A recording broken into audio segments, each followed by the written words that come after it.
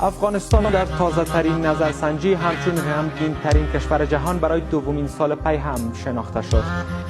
اتفاقا اینا شادترین مردم دنیا هستن، فقط نمیذارن شاد باشن. برنامه‌های تلویزیونیشون رو قبل طالبان میدیدی همش شادی بود، همش رقص بود، همش بازی بود.